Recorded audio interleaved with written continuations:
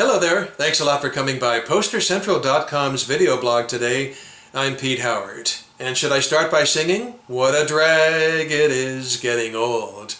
Well, that's because Mick Jagger turned 23 years old on this very date.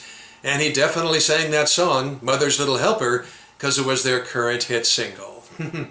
Yep, the Rolling Stones on their 5th American tour, summer of 1966. This poster from San Francisco, California.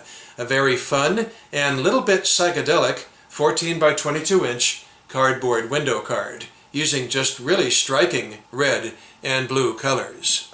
Now, no poster artist is credited, but I guess that's not surprising because there's no drawing involved and it's more boxing style poster than psychedelic, I suppose. Top 40 radio powerhouse KFRC either received or gave themselves a lot of love on this poster, depending on who designed it. They're listed above the Stones there and in the same size lettering. Wow, that's unusual. And then again with this big logo down at the bottom. Wow. So taking the poster from the top, I guess I've covered all the words there. KFRC presents the Rolling Stones, utilizing this Futura black type font that was so popular in the 1960s. Then you've got the dominant feature of the poster, this red and blue psychedelic treatment of a Stones picture. You got Brian looking down and Keith tuning an acoustic guitar, apparently. Bill, background center. Charlie stealing the photo, that's a rarity in itself, with a gazing upward look. And then Mick looking down at him. I'm not sure if this was a composite photo or not, or, you know, whatever. It was certainly put together for the poster and looks quite nice. Down in the white area then, you do have July 26, 1966, and again, Jagger's birthday, how fun is that, and also the very week that Mother's Little Helper entered the top 10 of Billboard's Hot 100 singles chart. And by the way, for you album fans, of course, the current LP Aftermath was number 3 in Billboard this week. And as you can see, it then says 8 p.m. at the Cow Palace.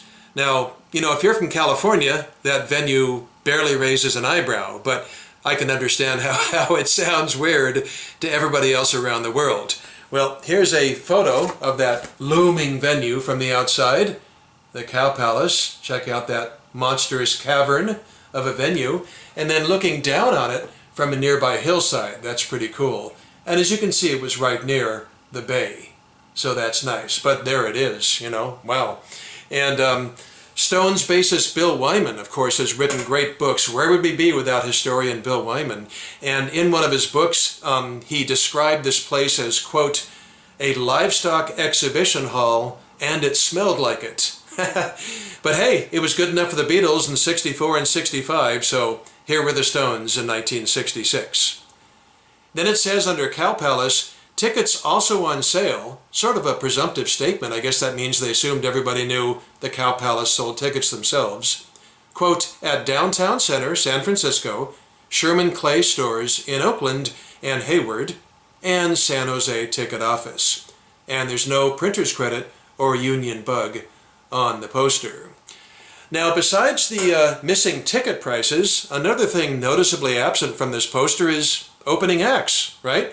Well, some promoters like to list them and some of them didn't. And, you know, on this tour also the opening acts did fluctuate a lot, I suppose, but pretty consistent were the McCoys, the Standells, and the Tradewinds. However, here in music-rich San Francisco in the mid-60s, the up-and-coming Jefferson Airplane were added to the bill, and they closed the first half of the show before intermission.